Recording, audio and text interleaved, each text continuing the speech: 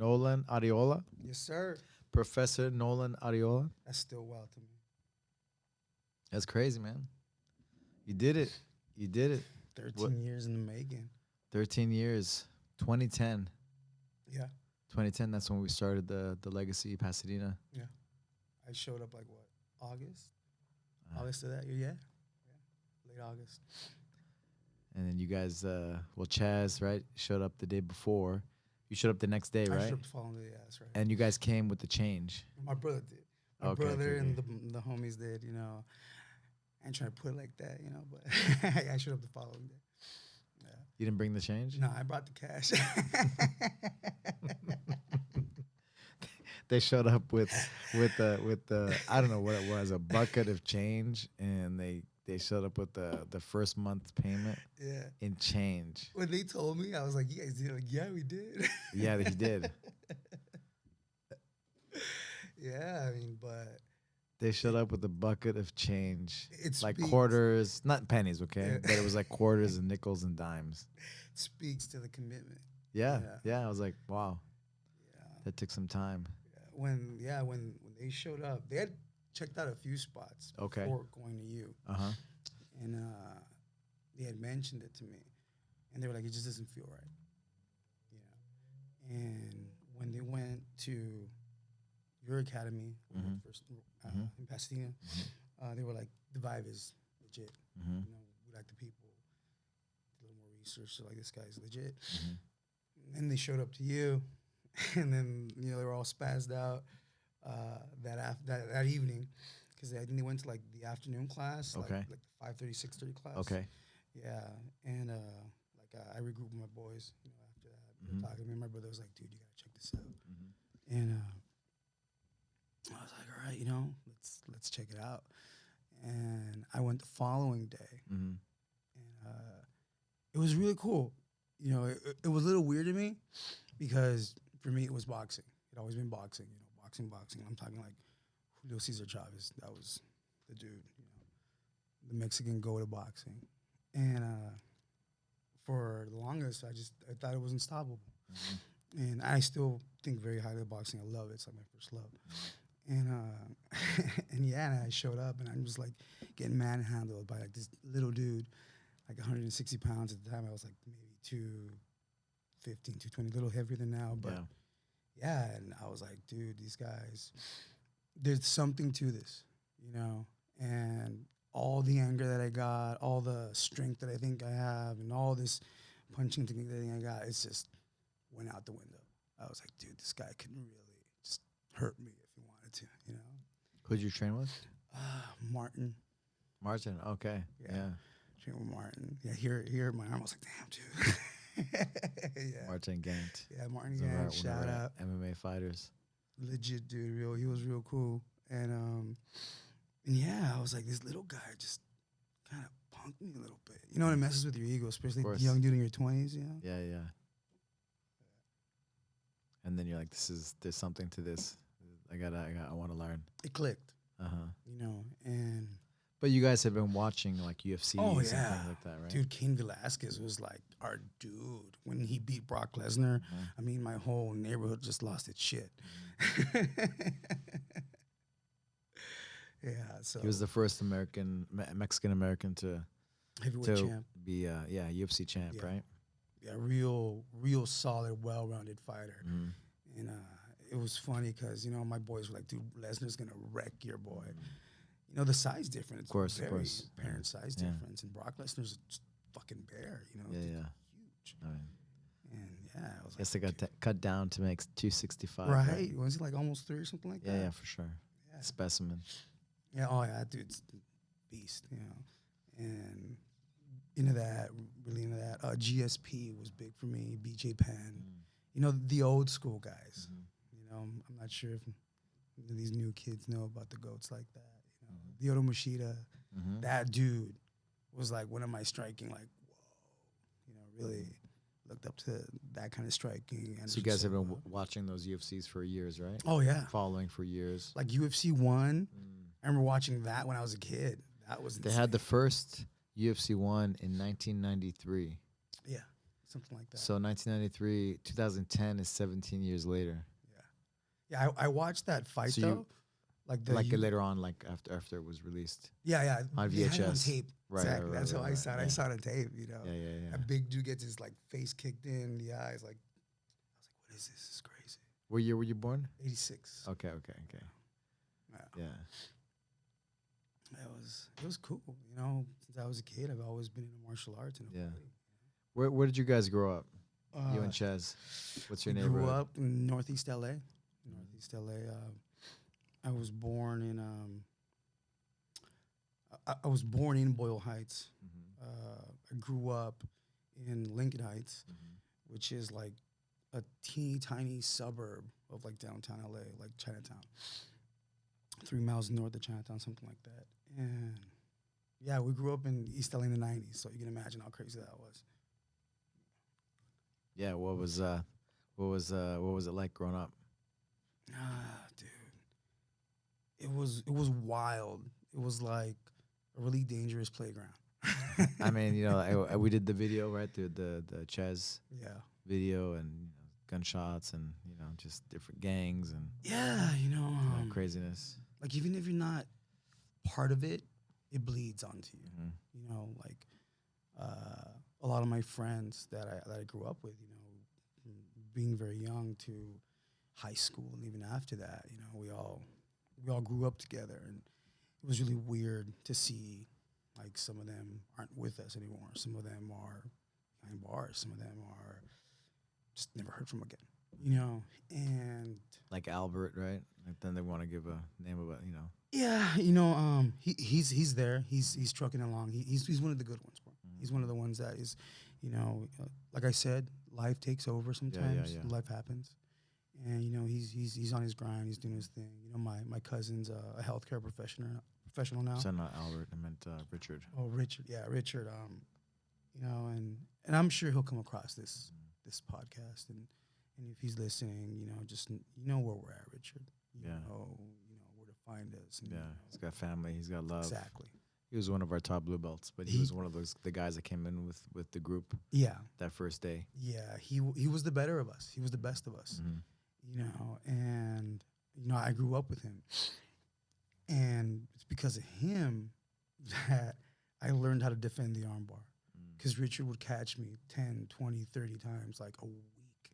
And it got to the point where I was like, dude, my arm is you're breaking my arm, bro. And he goes, you leave it out there too much. You leave it out there too much. He goes, and every time you leave it there, I'm going to catch it. And he did. Yeah. He was good at the arm bars. He would tap out a lot of black belts. Yeah.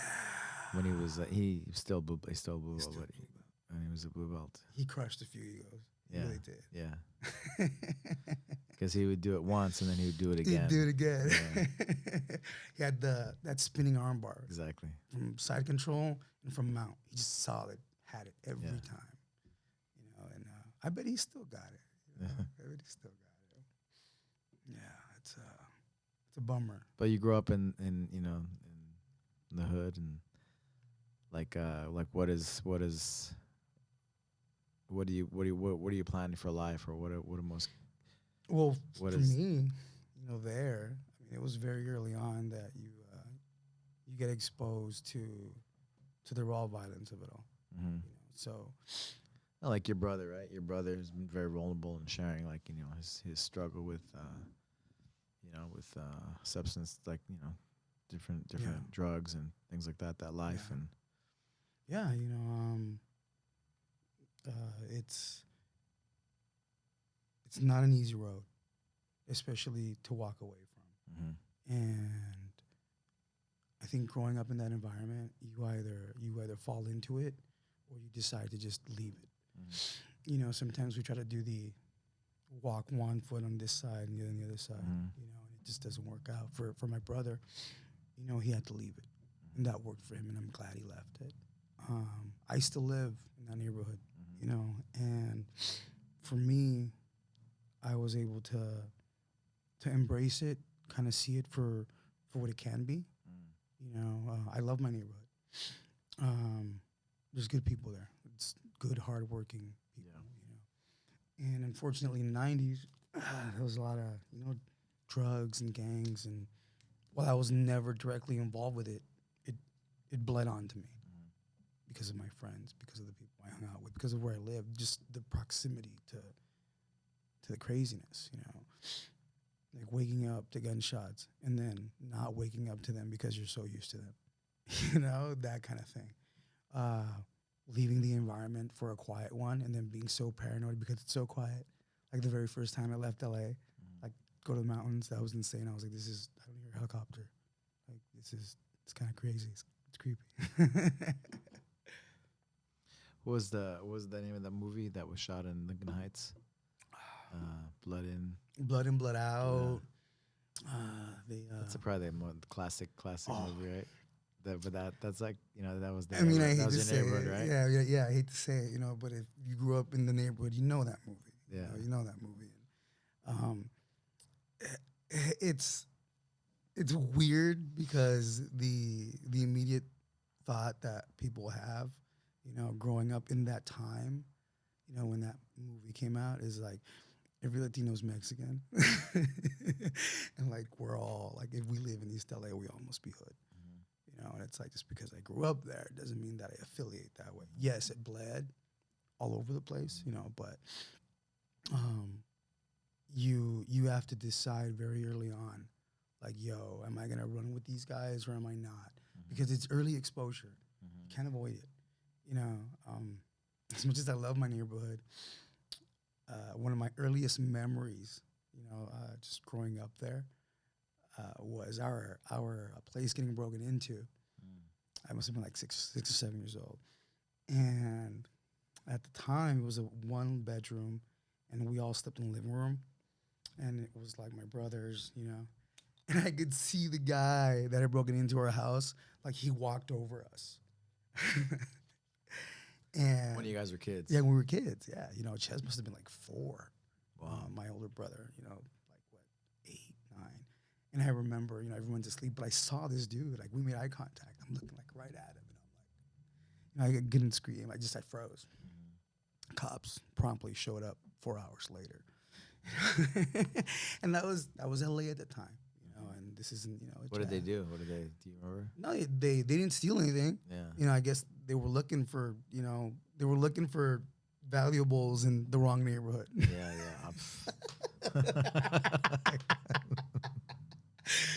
You know, and it was crazy because he got in through the kitchen window. They walk into the house, they're like, they see those little kids on the ground. They're like, exactly. Wrong house. Let's get out of here. And it's so funny because, you know, like he left out. This looks like our house. Exactly. You know, and he went out the front door. He left the front door open, and I'm like looking at the front door, and I'm just staring. I can't move. I'm just, you know, frozen. Yeah. Fear, yeah. And like, I guess something woke my dad up.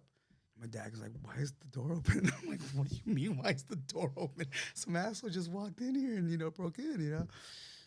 And yeah, call the police and blah blah. Funny resolution about that though. It turns out it was a downstairs neighbor.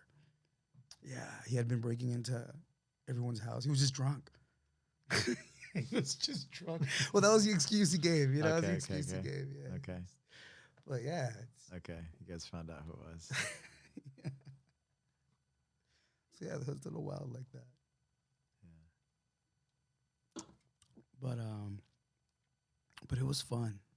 It was fun because you knew it was dangerous, just because it is. You know, as soon as you are, you know what a gunshot sounds like. You know what someone lying on the ground bleeding out looks like. You're not supposed to, you know, being so young, but you do. Excuse me. And but it was cool because this was a time when we didn't have internet, we didn't have tablets, we didn't have any of that. You know, it was just me and a skateboard with a couple of my buddies, you know, or on a bike, or, you know, whatever it is. And you're on this adventure in your neighborhood, and you run across the other things that are going on. And, you know, you can't unsee certain things. You can't live certain experiences. And, you know, now as a grown man, you take the good with the bad and hope for the best. Yeah. You know, you got your black belt. You had your son there with you. Proudest moment in my life. What did it mean to you to get your black belt? You know, it's crazy because And what did you want to show to your son? What did you want to? What did you want your son to get from that moment? it was a moment I thought would never happen, first of all.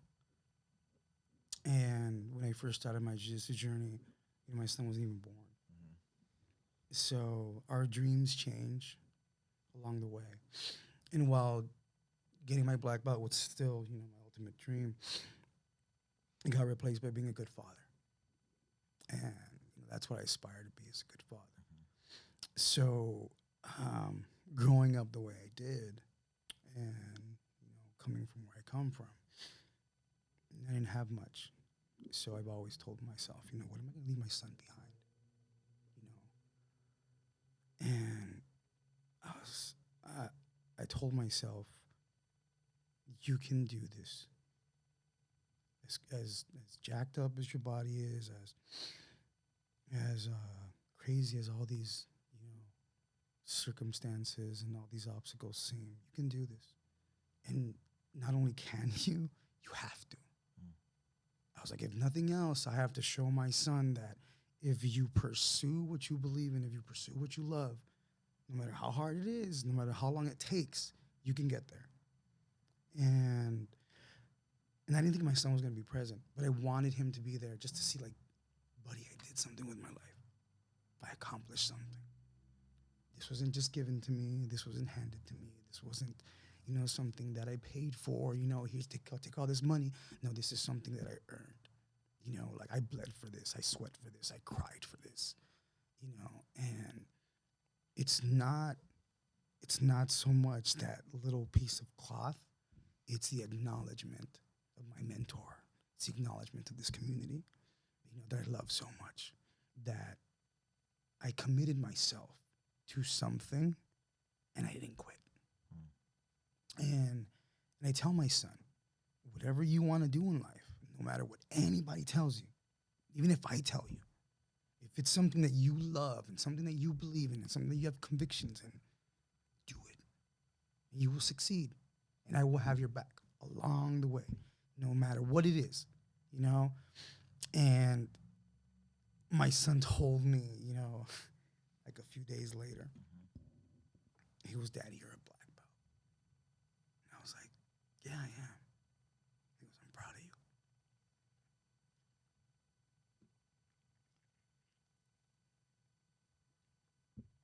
Yeah, man. That's what it's all about. That's what it's all about. What a great example. That's everything right there. Yeah. You know,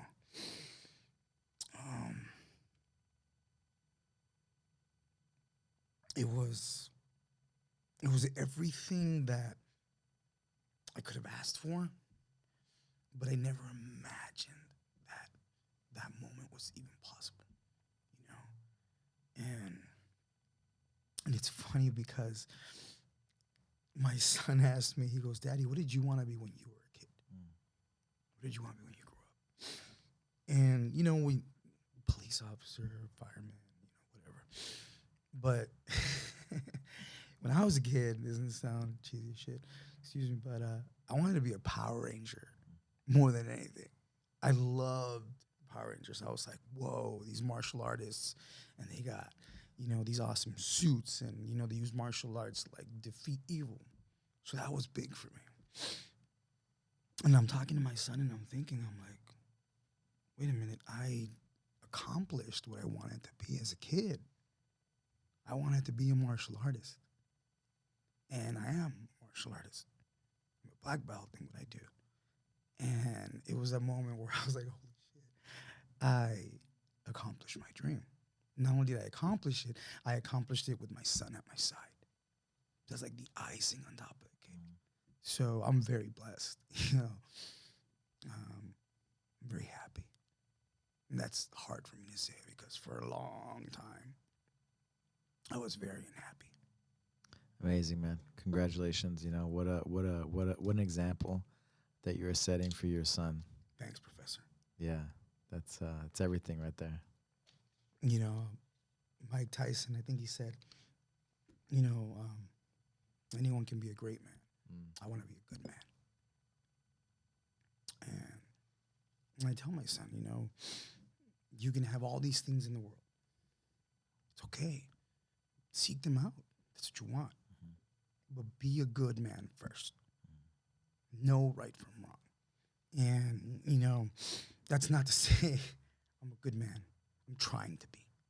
You know, I've made mistakes. And, you know, I've hurt people and I'm sorry.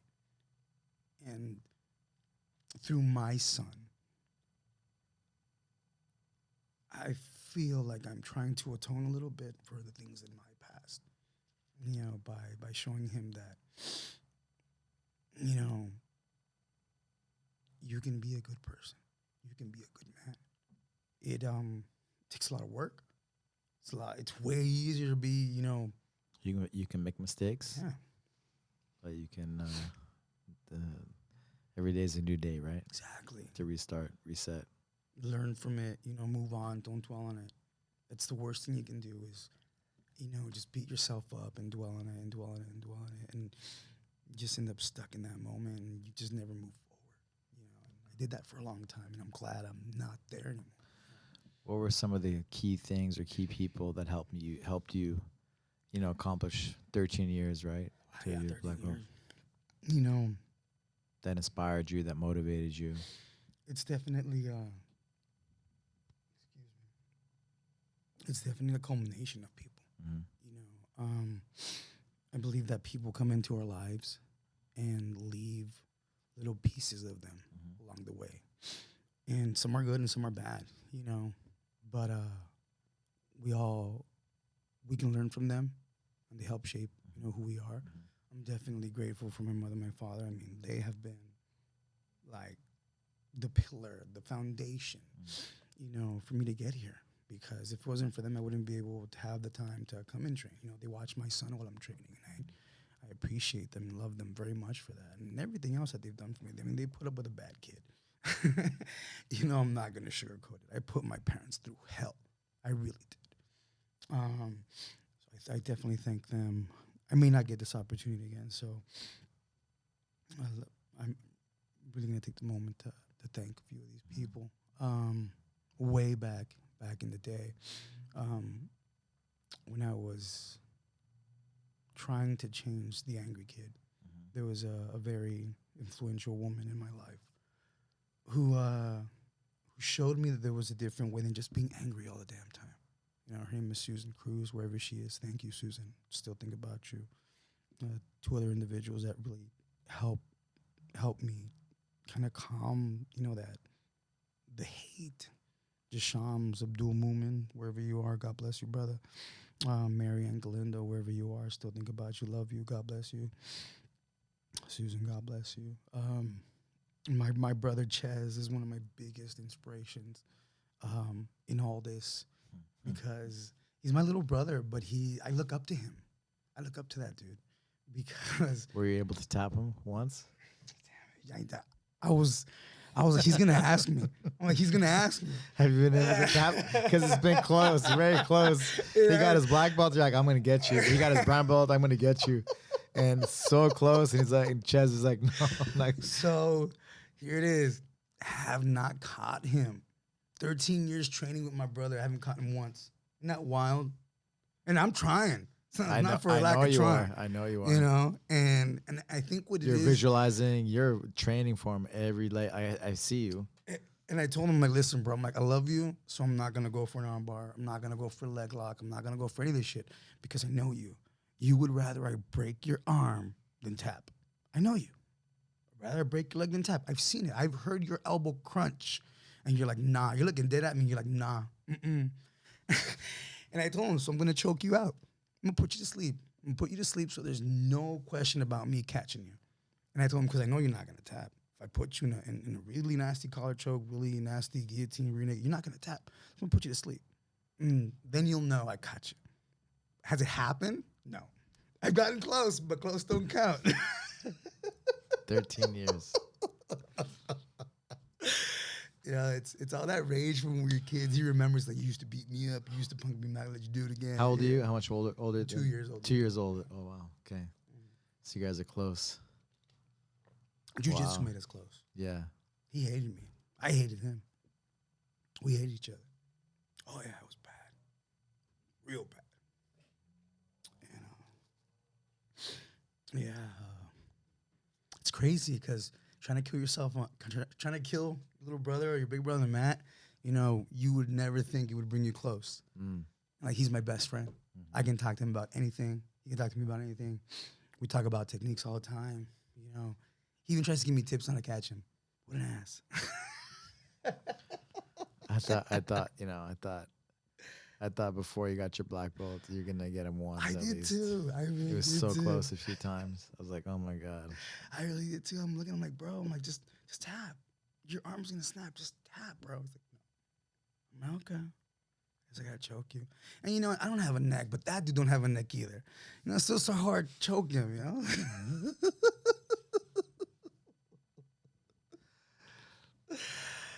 Yeah. So Chaz for sure, one Chaz. of the help guys that Oh, you know. yeah. What did it, when do you remember when he got his black belt? I think he got his black belt like 2 years ago, something like that. So do you remember when he got his black Oh belt? yeah, I was. What there. did that mean? What did that mean for you? I was so proud. I was like, look at my little brother. You know, He took the bus for what, like 10 years, over 10 years to come train. like it was ridiculous, man.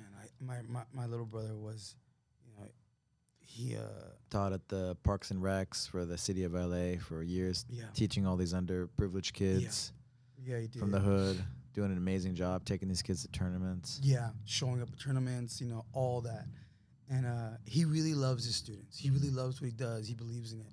And it's a part of him. I think because he sees these kids in him, the way I see those kids in me. You know, I really do. I'm like, wow, you know, I was just like these little kids running around wanting to, you know, do martial arts, wanting to join a club, wanting to join this. And unfortunately, you know, our parents worked long hours, you know, and or just couldn't afford it, you know. And my brother helps these kids have that. And my brother and I talk about it. One of our dreams is to open our own academy and, you know, give these kids that opportunity, the opportunity that you gave us, you know. And you know, and I've said it before, and I'll say it again. Thank you, Professor. You know, because you opened the doors to something greater than jiu-jitsu. I've met so many great people here. I've made so many friendships.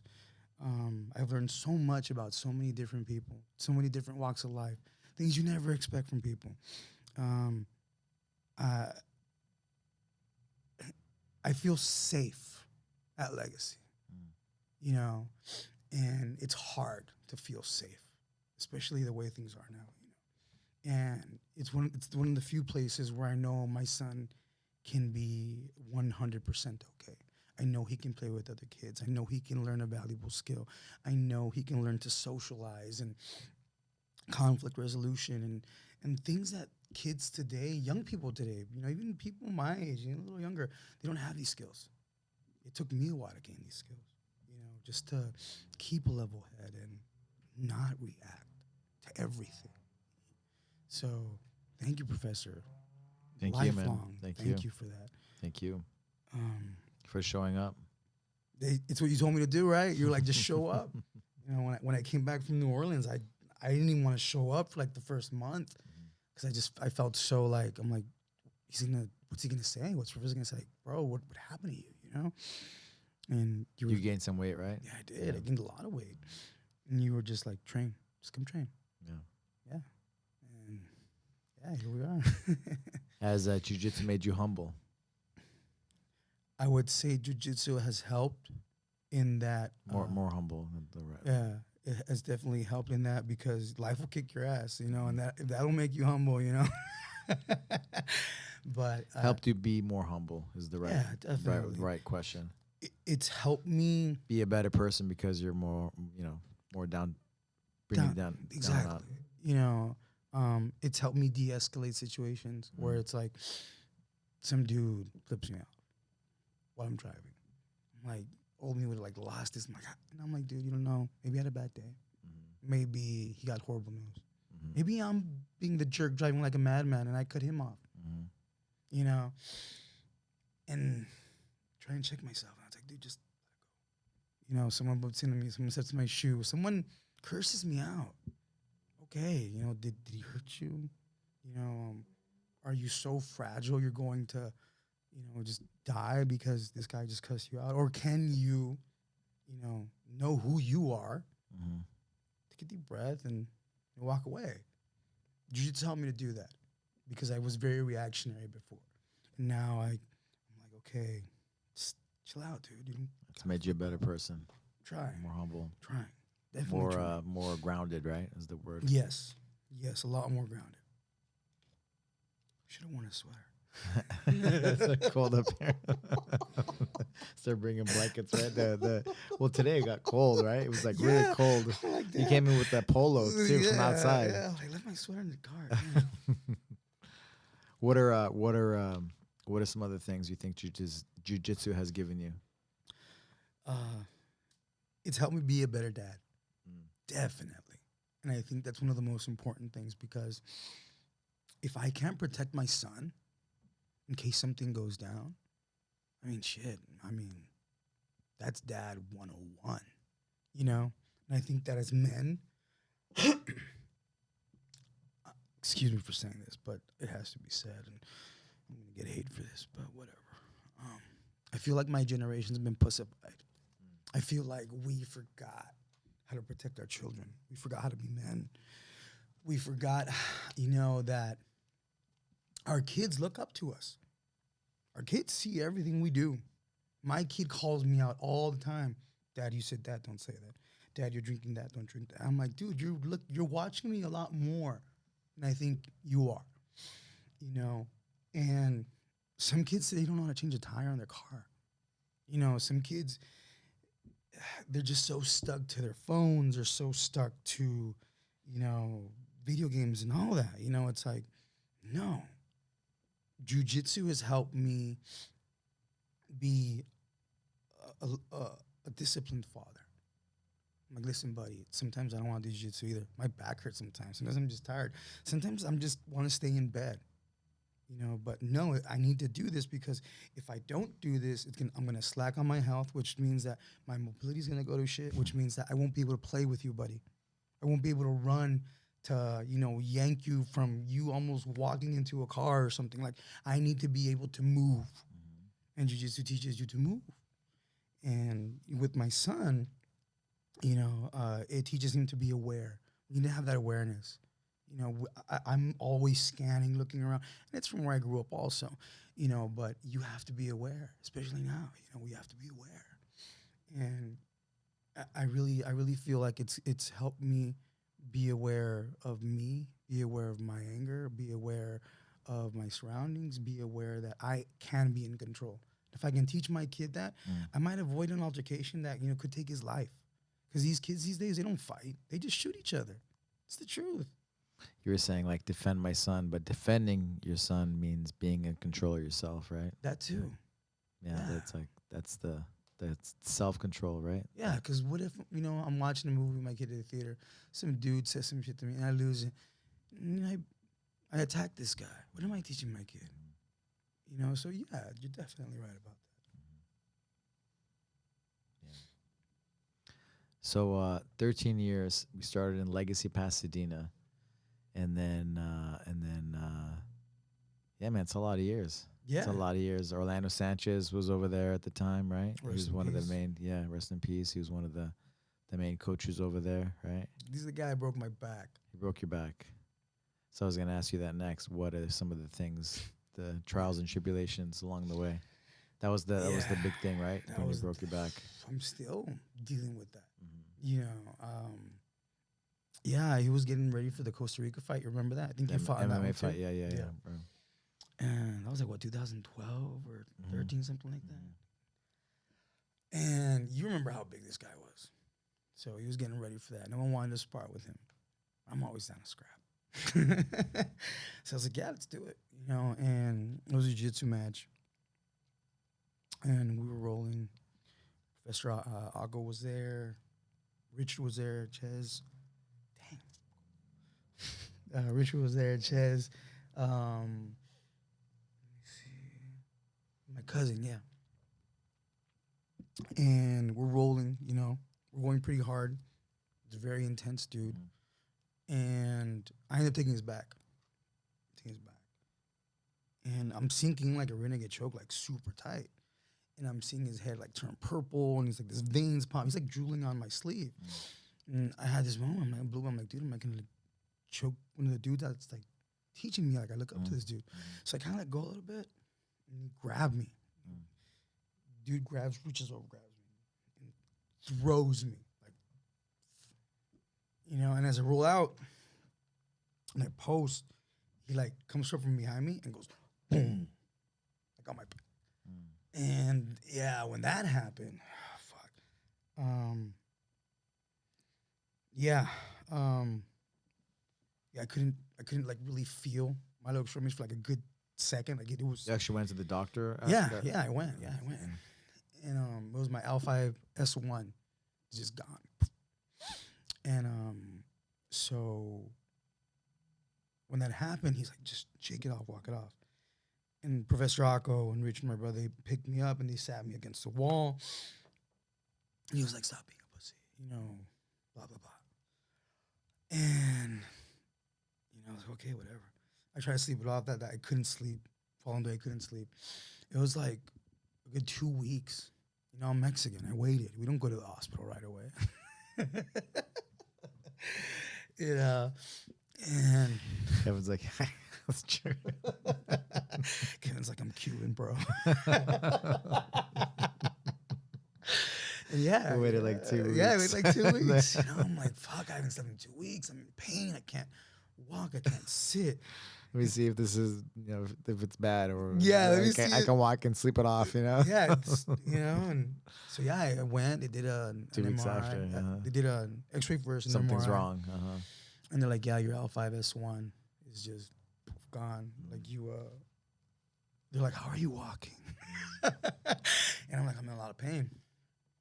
And yeah, that put me out for like 2-3 years. I would try to creep in. Yeah. You know, here and there. Yeah. But every time I would leave, I would be in so much pain. Like I would have to take, you know, painkillers, and I was taking just so much of them just to deal with the pain, you know. And yeah, it was bad. It was bad. Yeah, it was bad. Yeah, you gained the weight, right? Afterwards. Yeah, I shot up to like, at my heaviest, I was 265. Wow. Yeah. I'm sitting at 190 right now. And even now I feel a little chunk, you know. Yeah. Trying to cut to 180 for the, you know, IBJJF for March. Yeah. I want to try it. I want to do it, man. I want to test myself. That's it. Yeah. So that was a scary experience because, like, I really thought I was just done with jiu-jitsu. I was like, shit, like, this is the end of it. And you know the blue belt curse? I was like, yeah, well, it got me, you know. But I was able to come back, and you know, here we are, black belt. Yeah. What advice do you have for somebody starting out in jiu-jitsu? Just do it. Just do it. Just get on the mat. You know, I know that it can be intimidating. You can, you know, your stories, you know, people getting hurt, or, you know, I'm too small, or I'm too heavy, or I'm too old, or I'm too this. Just do it. Just get on there. Just put your foot on that mat and test yourself. I guess let me go back. Like, what advice do you have for somebody looking for a jiu-jitsu school or martial arts school? Let's say jiu-jitsu school. Since if you're in LA, you know you got to come to Legacy. I mean, trust. This is a community unlike any other. I know that, you know, we're a martial arts school. I know that, you know, we're definitely, you know, getting our art out there. But I don't think people understand just the level of community that jiu-jitsu brings. If you're feeling lonely, come to jiu-jitsu. If you're feeling depressed, come to jiu-jitsu. If you're unsure of yourself, come to jiu-jitsu. You're probably going to meet somebody that feels the same way. And that might turn into a friendship. Or you might find somebody who went through something similar to what you went through, or is going through something similar. You know, I've met people from all walks of life here. And every single one of them has been so cool to me. Every single one of them has shared something that they wouldn't otherwise have known.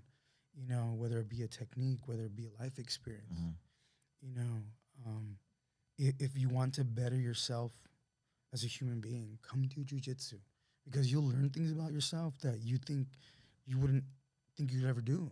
You know, if you can handle the pressure of like a 200-pound guy, you know, trying to crush your windpipe, you know, trying to crush, you know, knee on belly on, you know, your sternum and all that, if you can handle that, you can find a way to escape that. Whatever you're going through in life, you'll find a way out of it. You know, just don't give up. Don't, don't ever give up. Don't quit. There's no glory in quitting. If you try and try and try, and if you lose, then fuck it. You went out in glory. You tried. Tried your best. Yeah. Did it or died Exactly. trying to do it. Exactly. You know, and I think we're all capable of a lot more than we give ourselves credit for. You know, so if you're 100 pounds, you know, and trying to put some muscle on, and you can't do it, come to jiu-jitsu. If you all you got is muscle and no technique, come to jiu-jitsu. You know, so you know, 13 years ago you came in, and you know you have some knowledge now, right? You have some experience. You've seen people come up. You've seen some people come and go over the years. What suggestions do you have for somebody, you know, starting out in jiu-jitsu, like to be successful, to be able to, you know, stay the course? I think that the explosion of jiu-jitsu in you know, through social media gives people so many different techniques. Really flashy, really cool looking techniques. Flying arm bars, flying triangles, you know, things you can't even name. They look so crazy. They're awesome. If you can do them, if you have the athletic ability to do it, go for it. It's freaking amazing. But I believe that for anyone starting out, and even the advanced guys, I think they'll agree with me, your fundamentals.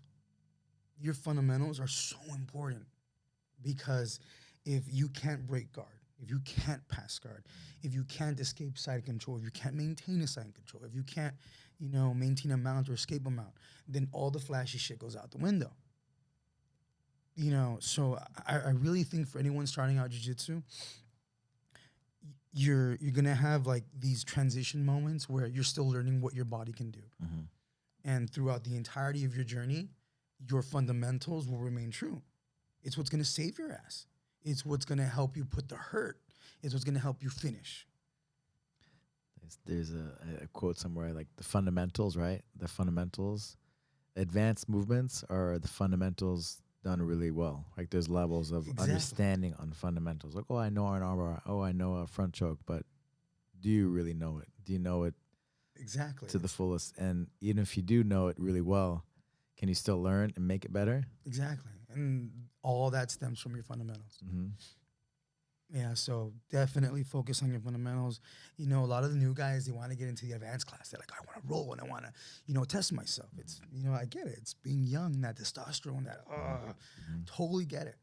But if you take the time to really focus on your fundamentals, really practice, really learn that, it becomes second nature. Have it down like that. Everything you learn after that, it's going to be nothing to you because whatever situation you're in, you know, yo, my fundamentals are going to get me out of this. Or I'm going to finish this attack because I know the fundamental behind it. Yeah, amazing. That's it. You know, you mentioned legacy at the beginning. Just come to legacy. Why should somebody train or come here and train at Legacy? Because you're getting grade A jiu-jitsu. You're getting grade A jiu-jitsu. You're getting grade A people. And you're getting a community that you wouldn't expect. First of all, you just don't expect it because everyone's walks of life are so different. That you wouldn't expect a doctor to do jiu-jitsu. You wouldn't expect, you know, a nurse to do jiu-jitsu. You wouldn't expect a homemaker to do jiu-jitsu. And so you have people from everywhere. And so it helps you learn a little bit about the world because where they come from. And you also get to learn about yourself. And I think we're so caught up in trying to, you know, be what's on Instagram, be what's on Facebook, be what's on all this social media. We forget who we are. We really do. And this teaches you about yourself. There's no lying in jiu-jitsu. There's no lying, you know? And you have to confront that. If you have someone who's kicking your ass and you're just being the nail all the time, like, damn, this is, You got to face it. you have to face it. And you can either choose to say, I'm done with this and quit and walk away, or you can forge that nail into a damn hammer. And then you start hitting back. Yeah. You know? Yeah, well said. Why do you want your son? Why do you want your son doing jiu-jitsu? Excuse me. I don't want him Why would to suffer how I suffered. I don't want him to have the fear that I had as a child. You know, fear turns into anger. Anger turns into hate, and hate turns into chaos. I don't want my kid to go through any of that. So if he can learn to protect himself, if he can learn to be humble, if he can learn not to be a bully, if he can learn to stand up for those that are being bullied, I think I'll have contributed a good human being to an otherwise really fucked up world. And that'll be my way of atoning. Yeah. That's everything, right? Yeah.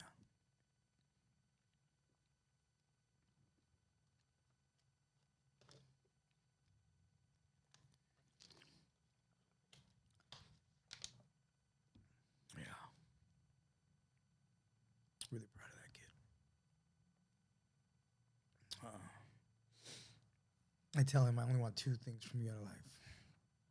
A black belt in jiu-jitsu, so I know the day I'm gone and dead and no longer on this earth, you can protect yourself, and a college education. It's like that I know you're an intelligent, educated man. You put those two things together, I think you'll be okay. You know what they say, right? Monkey, you can tell your kid all you want, but monkey see, monkey do. Like, your example is supreme over everything, right? I'm trying. You know, I'm trying to go back to school too, you know? Yeah. Gotta never stop learning. Yeah, that's it. You know, never stop learning. To your last breath, learn something new every day. Yeah. Do you have any, you got your black belt. What do you think about, like, as far as goals and things that you want to do? Well, like I said before, I definitely want to open my own academy in the neighborhood. Mm-hmm. You know, it's something local, definitely. I wanted to, my brother and I have spoken about ideas about it being like a nonprofit based, where maybe we can have government subsidized memberships, for local youth. It's something that we have talked about, our foundations. So any foundations out there listening, we want to help some kids out right here, Lincoln Heights, 90031 Los Angeles. And I see this as a real investment because, these kids are going to grow up. They're either going to grow up and rob you, or they're going to grow up and be, a productive member of our community. And I don't think that these people realize this. And I mean, look around us now. Look at LA. LA has turned into some dystopian future. I mean, I remember homelessness was confined to Skid Row growing up. We had like one or two homeless people in our neighborhood. We knew them. They were cool. One of them was like Psycho Martin. That was his name. Real cool dude. Psycho Martin? Psycho Martin. That was his name. He was a real cool dude. And this other dude named Alfred. Cool guy. That was it. Mm-hmm. And now it's like, communities of homelessness. And it's because we as a society have failed these people. And if we don't learn from this is what's going to happen to our kids. This is what's going to happen. And I think we have to invest in our youth, because if we don't, we're going to have really, really bad consequences. We see it with the drug use. We see it, with the crime. We see just how bold these kids are and the crimes they're committing, and it's because I feel they have no direction. We have to give these kids direction. We have to give them something. Because if we don't give them something positive, something that's going to be useful to them, they're not going to be useful to themselves or our communities. And it's just going to be deterioration after deterioration after deterioration, and it's going to fall apart. It's not sustainable. So we have to invest in these kids. And my goal is to not only invest in my son, but invest into the kid, that maybe no one believes in him. Maybe he doesn't even believe in himself. and who knows, maybe that kid can be a black belt. Maybe that kid can be a congressman. Maybe that kid can be a lawyer. But what I do know is that I don't want that kid to rob me 15, 20 years from now. I don't want that kid to be panhandling down the street to try and score some more drugs. I know that's for sure that I don't want that. And I definitely don't want that to be my son. Yeah. Chaz, he's I think I did two podcasts with him. I think so. Yeah, and one of the things that the first one we did was he said, I wish I had somebody like myself in my life when I was growing up. Yeah. And so he tries to be that guy for the kids in the neighborhood. And I see it, and I'm so proud of him when I see him. I clown him all the time, but I see it, and I'm proud of him because I know he really does see himself in these kids. He really does. He really cares about these kids. And I think he feels the same way I do as far as, what they can be and what we don't want them to be. So he definitely sees it as an investment and an investment worth investing in. You're a father. I'm a father. We want the best for our kids. We want them to be the absolute best that they can be. And they're fortunate to have people that are pushing them and, want them to succeed. Some kids don't have that. And my brother tries to be that to those kids. And I see that. And I admire him for that. And I respect him so much for that. He's a good dude. We used to say this about Ches and buddies. And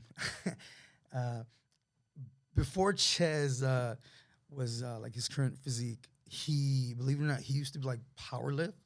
Like, I'm talking like 15, 16 years ago. And my brother, he's my height, like 5'6", 5'7", short dude.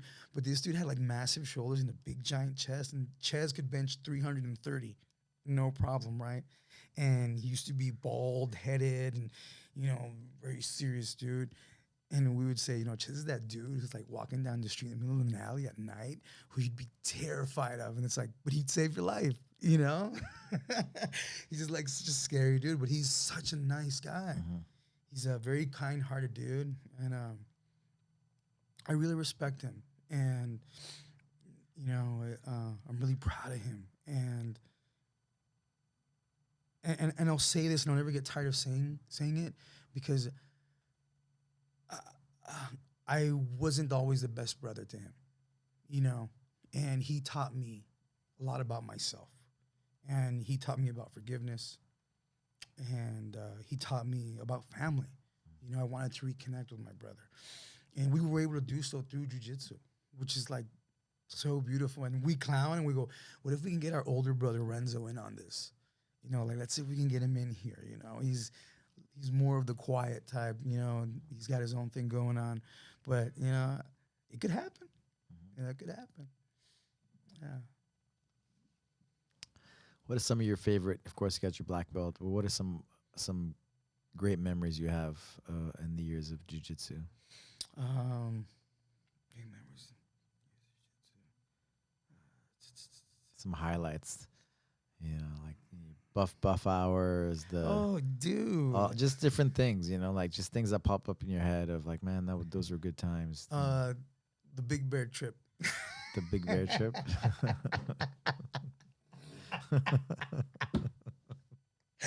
I wouldn't talk much about that. Just even at the Big Bear trip. Shout out to Rob. Hope his hand's all right. Bonfire, it's dope. The kids tournaments are always real fun. See these like little new crop fighters coming up. Mm-hmm. Highlight definitely my brother getting his black belt. That was a big one.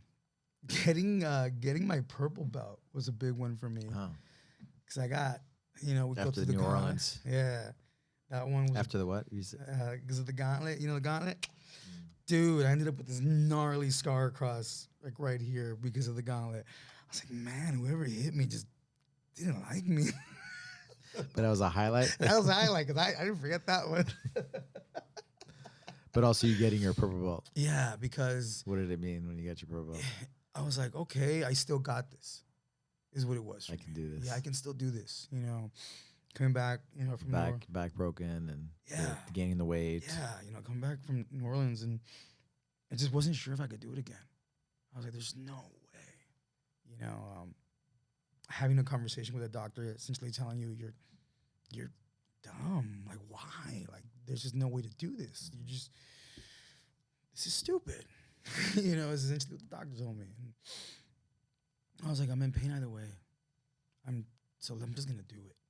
And I did. And when I got my purple belt, I was like, whoa, it actually happened. I broke the blue belt curse. And, you know, my professor sees that I can still do this. So maybe I should keep going, you know. And that was a confirmation for me to just keep going. You don't stop. Just keep going. So it was definitely a big one. Yeah. So Big Bear, huh? Bonfires, connecting with. Did you go too? Yeah. All right. It was fun, yo. It was a lot of fun. You know? Like I said, you meet good people here. Mm-hmm. You know, you make new friends. You know, crazy experiences, fun bonfires. You know, yeah. Now thinking about it, when I came back from New Orleans, I don't think the jiu-jitsu would have even been possible if it wasn't for TacFit and Rob, to be honest with you. Because I couldn't even touch my toes. It was so hard to put socks on. Yeah, it was so painful.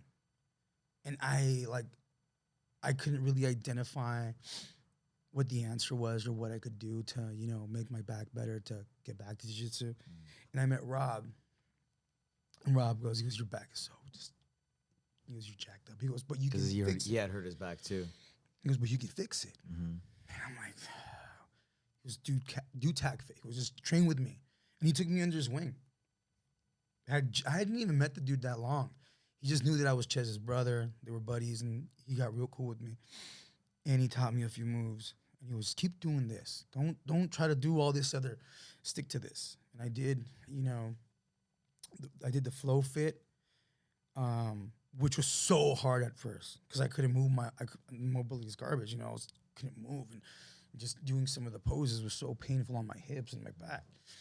And he was just stick with it, keep doing it. Kept doing that, J curls, you know, very modified, you know, workouts he had me do.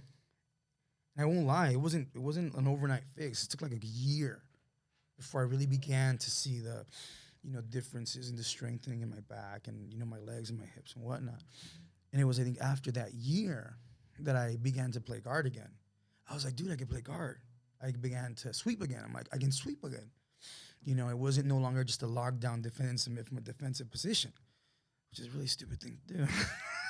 Just makes a long jiu-jitsu rolls, right? Even longer, you know? Yeah. It's being in bad positions the whole time. Trying to submit, you know, from a defensive position is just so stupid. But I couldn't move my legs. I couldn't sweep. I couldn't do any of that. So I learned my game, through that. It made my defense a lot better, you know, but my attacks lacked. So 2 years after the TacFit and training with Rob, now I'm like, okay, I can work mount now. I can work off a mount.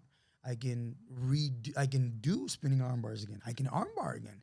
For a long time, I wouldn't arm bar. I didn't arm bar anybody for like 3 years because it was so painful for me to just that hip shoot. You know, it's so necessary for the arm bar, especially from guard. You know, couldn't do it, and I'm like, wow, I can do this. You know, I caught one of the brown belts doing it, and I was like, I did it, and I'm a brown belt. You know, I felt a little proud of myself. You know, but it those movements, that training, that simplified training, that training through like almost natural movements really helped my back recover, and it helped my jiu-jitsu get back on track. You know, so help you go all the way. Yeah. So Rob, thank you, my brother. You know, TacFit, thank you, Professor. It's a system that works. You know, you don't have to do the cortisone injections. You don't have to do, you know, the pain meds. You don't have to do all that. It's physical therapy, you know, because this was physical therapy for me. And it's work. And it's not overnight. It's not in a day. It's not in a week. It's not a month. It takes time. And you have to invest that time.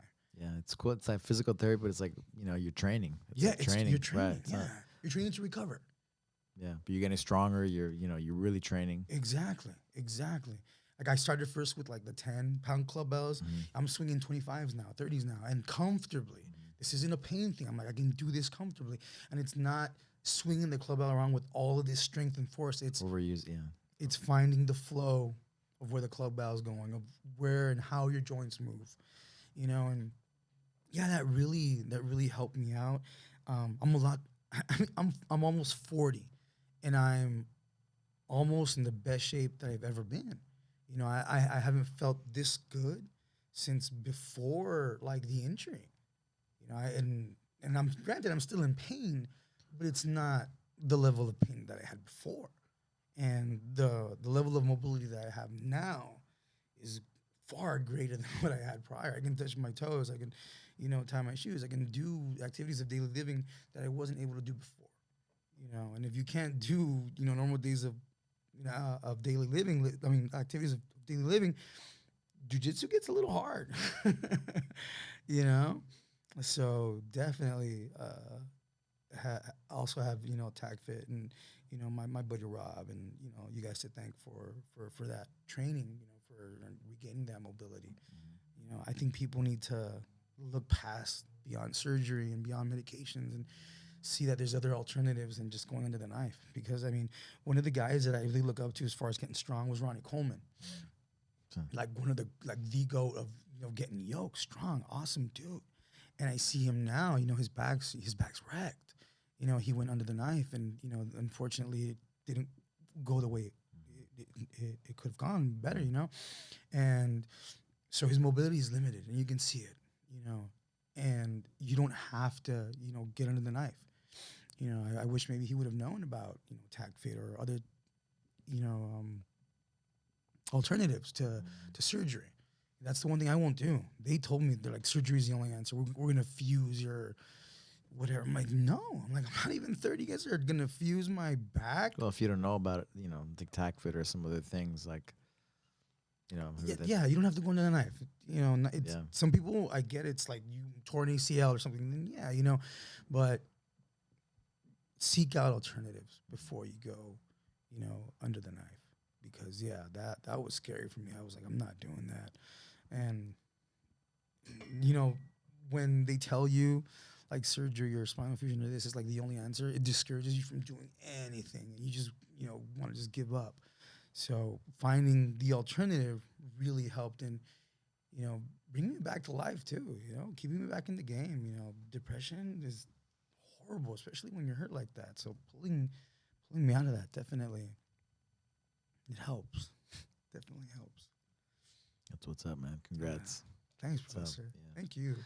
Mind over matter. Martial arts teaches or ingrains that mind over matter, right? It really does. Do you think, whatever you might think the obstacles are, like your mind is overpowers that, right? Do you really believe in that? Absolutely.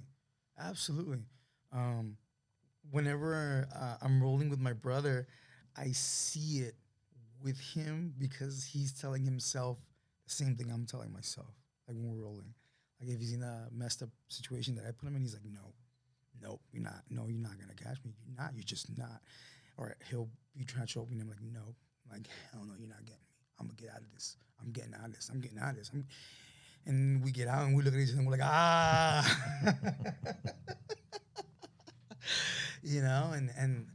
and you can choose to be like, okay, give up, or you can fight to the bitter end, and I'm gonna fight to the bitter end. There's I can't quit. I can't, as much as you want to. Sometimes you wake up and you just, I just don't want to. No, you can't. I got a little 7-year-old, can't quit. Not today, not ever. Can't quit. Yeah. Well said, brother. Congratulations, man, on just your persistence, not giving up, being an example for your son and others. Love your brotherly love with Chaz. It's my brother. And let's keep it going till the end. Till the end, till we can't no more. Yeah, thank you, brother. brother. Thank you, Professor.